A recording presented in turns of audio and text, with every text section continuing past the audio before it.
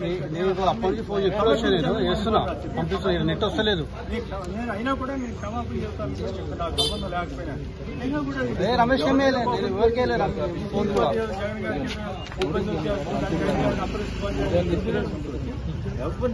ఎక్కడ కూడా వారంటీ ఏం లేదు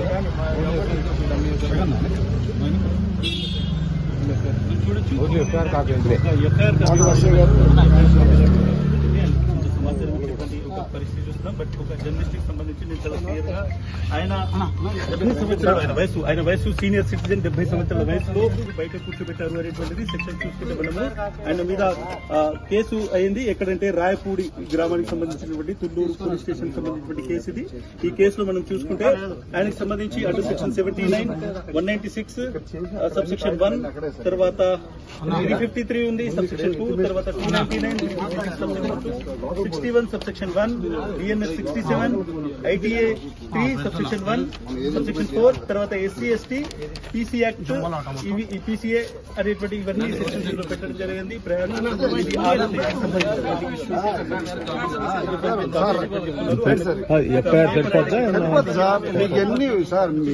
రండి సార్ సంబంధించి మాత్రం ఎఫ్ఐఆర్ మాత్రం చూపెట్టారు, నోటీస్ లేదు, ఏది లేదు. సార్ ఒక ఎఫ్ఐఆర్ చూపెట్టి మిమ్మల్ని తీసుకెళ్తున్నారు, ఏం చెప్తారు సార్? నాకు తెలియదు ఈ గొడవ. ఎఫ్ఐఆర్ పెట్టి తీసుకెళ్తా తెచ్చివారనుకుంటుందా ఏం తెలియదు. పోలీసు వారు పోలీసు రాజ్యం నడుస్తా ఉంది, కానీ వీటిది కాదు, వీరు చాలా మర్యాదగానే ఉంటుంది. పోలీసు రాజ్యం 50 సంవత్సరాల జర్నలిస్ట్ ఇంత అన్యాయం ఊహించాలి.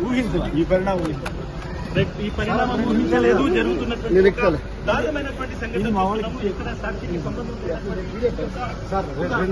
అపవాదాలు అట్టగా కేవలం కొంతమంది వాస్తవాన్ని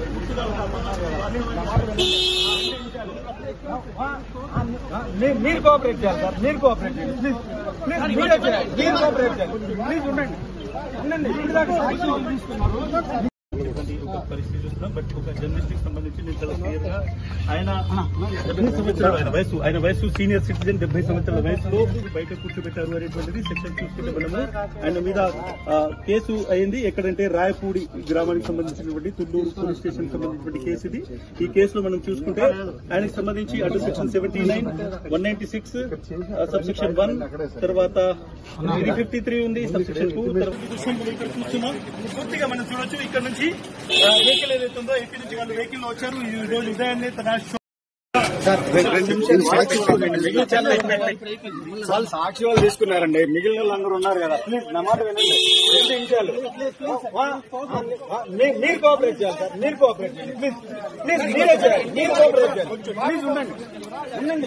సాక్షి వాళ్ళు తీసుకున్నారు, మిగిలిన వాళ్ళు వద్దా? మీరు ఉండండి సార్, మీరు కోఆపరేట్ చేయాలి. మీరే కోఆపరేట్ చేయాలి. ప్లీజ్ ఏం ప్లీజ్ సార్.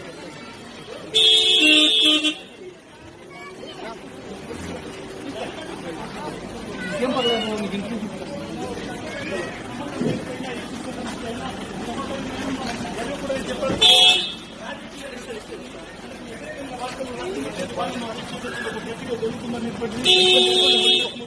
ముందు పోయిన బ్లాక్ అద్దాలు రావు.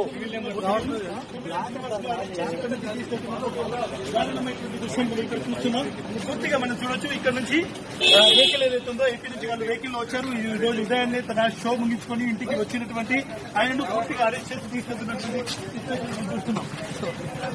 సార్ చెప్పండి సార్. మనం చూడొచ్చు. ఆయన కొంత ఆయన వాళ్ళ డ్రైవర్ ఫాలో అవ్వాలి అనేటువంటి, ఎందుకంటే 70 సంవత్సరాలు అనేటువంటి వ్యక్తి ఆయన. చెప్పండి సార్. జర్నలిస్ట్ మీద కూడా రెడ్ బుక్ రాజ్యాంగం పెట్టారు.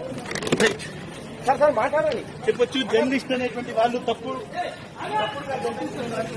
విషయం చూస్తున్నాము. తప్పుడు ఆరోపణలతో ఒక జర్నలిస్ట్ అరెస్ట్ చేసినటువంటి విషయం చూస్తున్నాం. ఫోన్ అడ్డం పెట్టకు ఫేస్ మీద. నిఖిల్ మైక్ పట్టుకో.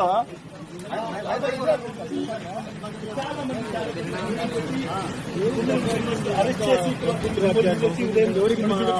గంటల 35 నిమిషాల సమయంలో తీసుకెళ్తున్నటువంటి దృశ్యాన్ని మనం చూడొచ్చు. ఆయన ఒక విధంగా ఆయన ఎక్కడికో పారిపోతున్నట్టు ఆయన కూర్చోబెట్టి